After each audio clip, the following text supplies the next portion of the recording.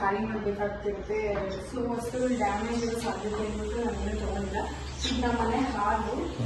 ಬನ್ನಿ, ಇದು ನಮ್ಮ ಅತ್ತೆ ಮಗ ಫಾರಿನ್ ಹೋದಾಗ ತಗೊಂಡ್ಬಂದಿರೋಂಥದ್ದು. ನಂಗೆ ಅವ್ರು ಕೊಟ್ಟಾಗ ಏನು ಅಷ್ಟು ಇಷ್ಟ ಆಗಲಿಲ್ಲ, ಬಟ್ ಆಮೇಲೆ ಈ ಥರದಲ್ಲಿ ತುಂಬಾ ಇಷ್ಟ ಆಯಿತು. ಇದು ನಮ್ಮ ಅತ್ತೆ ಮಗ ಫಾರಿನ್ ಹೋದಾಗ ಕೊಡಿಸಿದ್ರಿಂದ ಇದು ನಮ್ಮ ಅತ್ತೆ ಮನೆ ಕೊಟ್ಟಿದ್ದು. ಇದು ನನ್ನ ಫೇವ್ರೆಟ್ ಫೋಟೋ. ನಂಗೆ ತುಂಬಾ ಇಷ್ಟ. ನನಗೆ ಆದ್ರೂ ನಾನು ತುಂಬಾ ಇಷ್ಟಪಡೋ ಫೋಟೋ ಅಂದ್ರೆ ಇದೆ. ನಂಗೆ ತುಂಬಾ ಇಷ್ಟ. ಇದು ನಾನು ಮೆಟ್ರೋದಲ್ಲಿ ಕೆಲಸ ಮಾಡ್ಬೇಕಾದ್ರೆ ಮಹೇಶ್ ಅಣ್ಣ ಅನ್ನೋರು ನನಗೆ ಗಿಫ್ಟ್ ಮಾಡಿದ್ದು. ಇನ್ನು ನಾನು ಬೆಳಗ್ಗೆ ಎದ್ದ ತಕ್ಷಣ ದೇವ್ರು ನೋಡ್ತೀನಿ, ನಾವು ಇನ್ನೂ ಗೊತ್ತಿಲ್ಲ, ಬಟ್ ಈ ಇಬ್ರು ನಂದು ಖಂಡಿತ ನೋಡೇ ನೋಡ್ತೀನಿ. ಯಾಕಂದ್ರೆ ನಾನು ತುಂಬಾ ಇಷ್ಟಪಡೋ ಸಾಧಕರಲ್ಲಿ ಇವರಿಬ್ರು ಮುಖ್ಯ. ಯುವಕರಿಗೆ ಸ್ವಾಮಿ ವಿವೇಕಾನಂದ ಸ್ಫೂರ್ತಿಯಾಗಿ ಇಡೀ ಭಾರತಕ್ಕೆ ನಮ್ಮ APJ ಅಬ್ದುಲ್ ಕಲಾಂ ಅವ್ರ ಸ್ಫೂರ್ತಿ.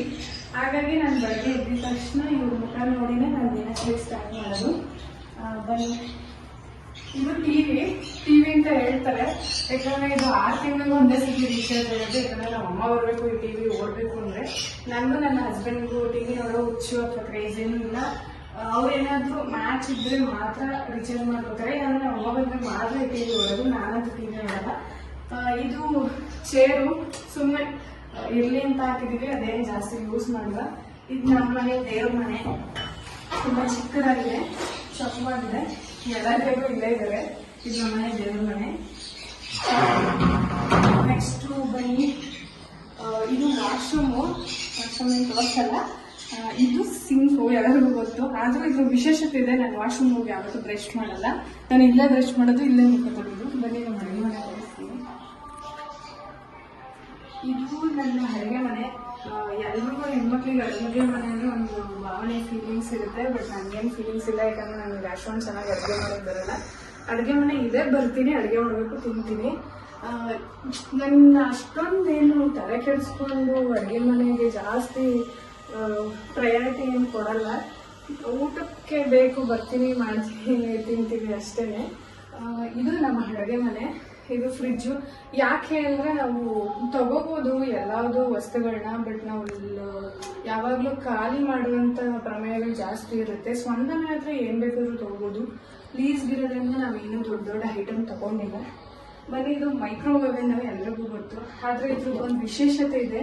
ಅದೇನು ವಿಶೇಷ ಅಂದರೆ ತಗೊಂಡು ಒಂದು 5 ವರ್ಷ ಆಗಿರ್ಬೋದು, ಇದುವರೆಗೂ ಒಂದಿನೂ ಯೂಸ್ ಮಾಡಿಲ್ಲ. ಅದೇ ಇದ್ರ ವಿಶೇಷತೆ. ಇನ್ನು ಇದು ವಾಷಿಂಗ್ ಮಿಷಿನ್ ಸಪ್ರೇಟ್ ಪಾಯಿಂಟ್ ಇಲ್ಲ. ಸೊ ಹಾಗಾಗಿ ನಾವು ಅಡುಗೆ ಮನೆಯಲ್ಲೂ ವಾಷಿಂಗ್ ಮಿಷಿನ್ ಇಟ್ಕೊಂಡಿದ್ದೀವಿ. ಇಲ್ಲೇ ವಾಷಿಂಗ್ ಮಿಷಿನ್ಗೆ ಕನೆಕ್ಟ್ ಮಾಡ್ಕೊತೀವಿ. ಬನ್ನಿ, ನಾನು ರೂಮ್ ತೋರಿಸ್ತೀನಿ.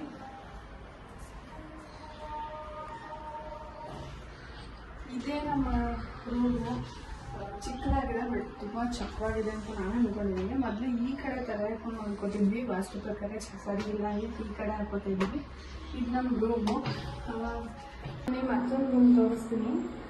ಇದು ನನಗೆ ತುಂಬ ನಾನು ಕನೆಕ್ಟ್ ಆಗಿರೋಂಥದ್ದು ಜಾಗ. ನನಗೆ ಸ್ವರ್ಗಭೂಮಿ ಅಂತಲೇ ಹೇಳ್ಬೋದು.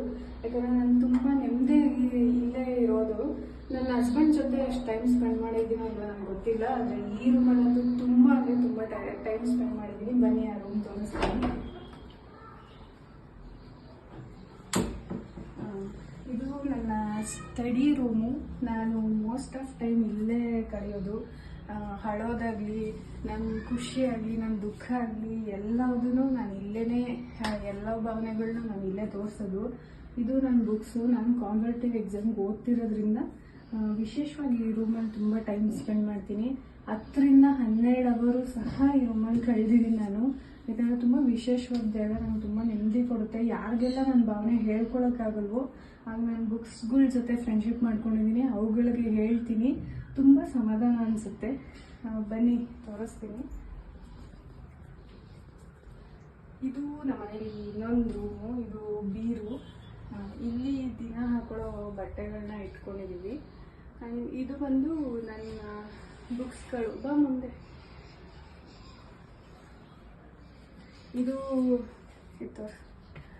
ಇದು ಬಂದು PC and PSI old question paper. ಮತ್ತು ಇದು ನಾನೇ ಕೈಯಲ್ಲಿ ಮಾಡಿರೋಂಥ ನೋಟ್ಸ್ಗಳನ್ನ ಇಟ್ಕೊಂಡಿದ್ದೀನಿ. ಇದು ದಿನ ಹಾಕೊಳ್ಳೋ ಬಟ್ಟೆ.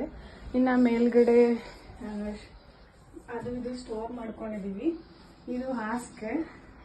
ಒಟ್ಟಿನಲ್ಲಿ ನಂಗೆ ತುಂಬ ಅಂದರೆ ತುಂಬ ನೆಮ್ಮದಿ ಕೊಡುವಂಥ ಜಾಗ ಇದೇನೆ. ನಂಗೆ ತುಂಬ ಖುಷಿ ಕೊಡುತ್ತೆ. ನಂಗೆ ತುಂಬ ಬೇಜಾರಾದಾಗ ಈ ಜಾಗದಲ್ಲಿ ಬಂದು ಕುತ್ಕೋತೀನಿ, ಬುಕ್ಸ್ನ ಓದ್ತೀನಿ. ನಂಗೆ ತುಂಬ ಅಂದರೆ ತುಂಬ ಈ ಮನೆಯಲ್ಲಿ ಎಲ್ಲದಕ್ಕಿಂತ ತುಂಬ ಇಷ್ಟವಾಗಿರೋ ಜಾಗ ಇದೇನೆ. ಇನ್ನಷ್ಟು ಒಳ್ಳೆ ವಿಡಿಯೋಗಳ ಜೊತೆ ನಿಮ್ಮನ್ನ ಭೇಟಿ ಮಾಡ್ತೀನಿ. ಅಲ್ಲಿವರೆಗೂ ನಮಸ್ಕಾರ.